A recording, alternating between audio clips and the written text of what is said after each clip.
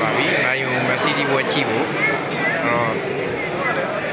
နင်းကြတော့မာယူမက်ဆီတီပွဲဘလော့လေးပေါ့နော်တင်မယ်။ရှုံးခတ်နိုင်မှာတော့ဒီလေးတော့စေတော့ break တွေကတော့များနေ။နောက်မှလည်းကြည့်ရတယ်။ကြည့်ပြကြပါ။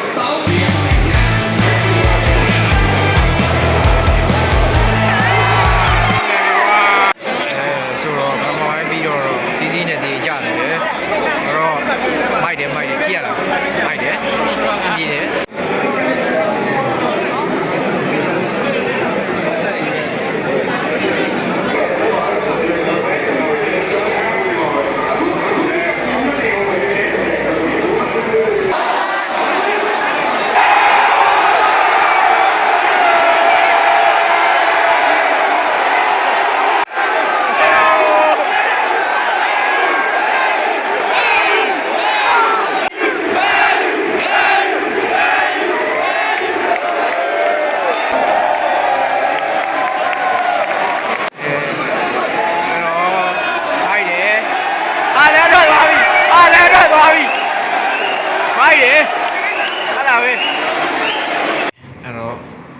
ပြန်ရောက်ပါပြီ။နိုင်ပွဲသွားကြည့်တာ။မိုင်ကတော့ပွဲတော့မပြီးသေးဘူးပေါ့နော်။ဒါပေမဲ့2-3ပဲဖြစ်မှာပါ။နော်။အဲ့တော့ဘာပဲပြော vlog လေးတင်အားပေးကြပါဦးနော်။ကျေးဇူးတင်ပါတယ်။